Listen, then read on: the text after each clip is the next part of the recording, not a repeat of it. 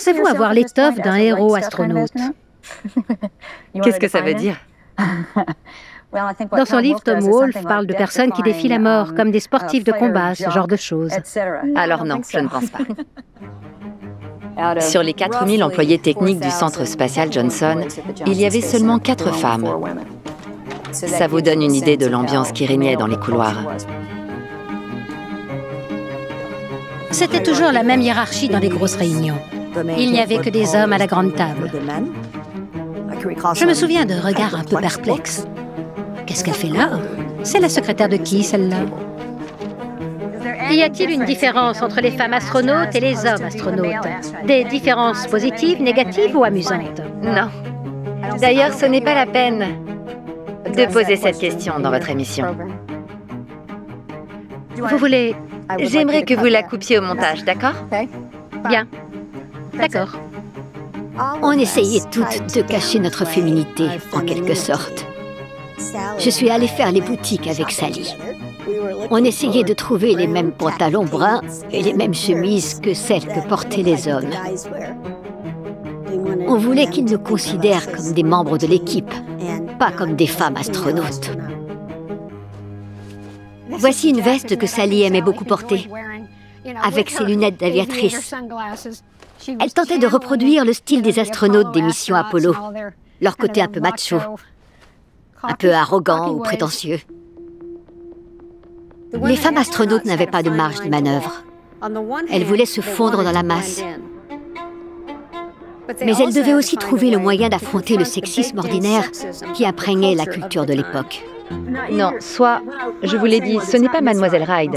C'est soit Docteur, soit Sally. Je vous laisse choisir. D'accord. Je dirais Sally. Attendez, on peut pas dire une fois l'un, une fois l'autre? Ok. Faites comme vous voulez. Parce qu'on a déjà dit... Non, pas de Mademoiselle. D'accord. Il y a certains membres de la NASA qui ne savent pas quoi faire de nous.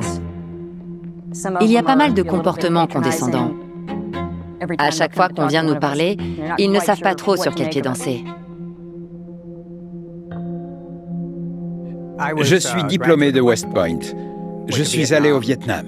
J'y ai fait 134 missions de combat.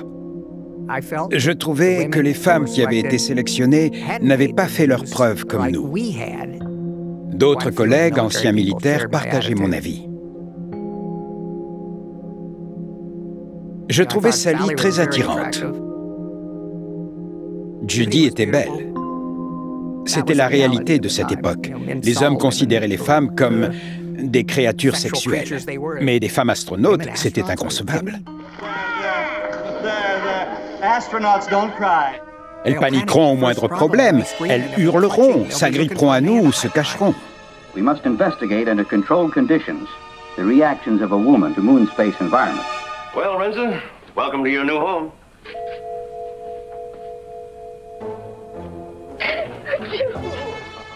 That unit is defective. Its thinking is chaotic. That unit is a woman. Je me souviens que j'avais fait une blague avec des paroles obscènes. Vous pourrez couper ce passage au montage, évidemment. Dans la chute de la blague, il y avait le mot nichon. Je l'ai tout de suite vu dans ses yeux. Vous savez, ce regard qui dit « Tu es la personne la plus répugnante que je connaisse ». Je ne lui ai plus trop parlé après ça. Je n'avais jamais travaillé avec des femmes. J'avais des doutes concernant leur capacité à se montrer performantes dans un environnement dangereux, dans des conditions de vol difficiles. Je ne voyais pas ce qu'elles pouvaient nous apporter. La raison pour laquelle les femmes ne pouvaient pas aller dans l'espace au début des années 60, c'est qu'ils n'avaient jamais envisagé la possibilité qu'un astronaute ne soit pas un homme. Y a-t-il de la place dans votre programme spatial pour des femmes? Oh, vous savez, on aurait pu envoyer une femme à la place du chimpanzé.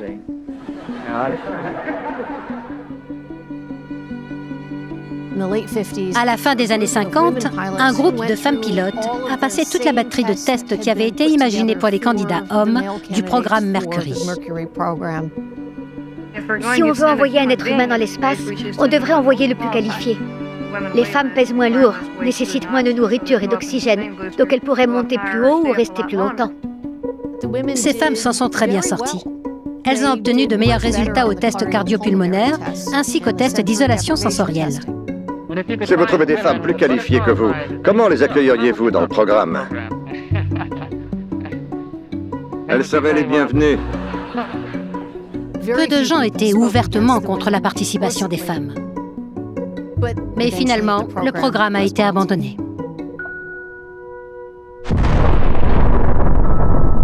Les Soviétiques sont arrivés en premier. Ils ont envoyé le premier satellite, Sputnik. Ils ont envoyé le premier humain dans l'espace. Ils ont envoyé la première femme dans l'espace, Valentina Tereshkova. Mais les États-Unis n'étaient pas prêts, et ils ont mis du temps à l'être. Sally, y a-t-il encore des gens à la NASA qui ne sont pas convaincus que les femmes ont leur place dans le programme spatial? Je pense qu'il y a certaines personnes qui attendent de voir comment je me débrouille. On va le dire comme ça. Au bout d'une seule année de formation, Sally a été choisie comme Capcom sur la mission STS-2.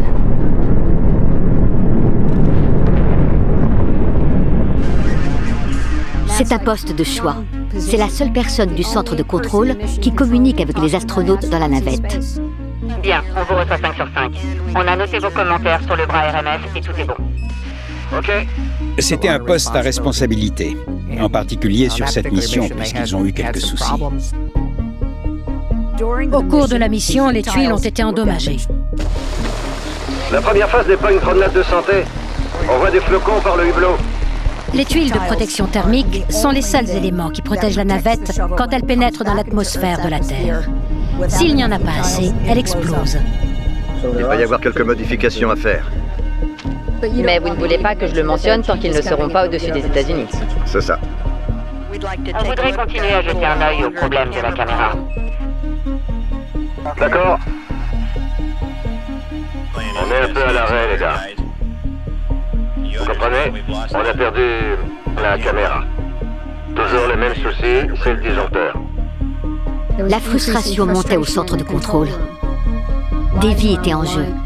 Non, on a un problème. Il faut qu'on décide de la marche à suivre. Capcom, dites-leur d'abandonner le test avec le grappin. Ok. On parlera des disjoncteurs de la caméra plus tard. On a des données à analyser. Il ne faut pas les oublier. Elle voulait montrer qu'elle était capable de gérer la pression. Columbia ici Houston. Pendant qu'on s'occupe de la caméra, est-ce que vous pourriez nous communiquer les infos de la machine GMC? Elle était très douée en tant que Capcom. Elle s'exprimait bien, elle supportait la pression, elle était futée, elle bossait dur. Coucou maman! Et elle était drôle.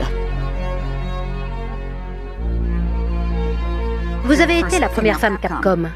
Vous aviez peur? Ça vous a plu? À quoi pensiez-vous? C'était marrant. En dehors du fait d'aller dans l'espace, je pense que c'est le meilleur poste ici. C'est un honneur d'être la personne qui discute avec l'équipage. Mais oui, j'ai eu la peur de ma vie.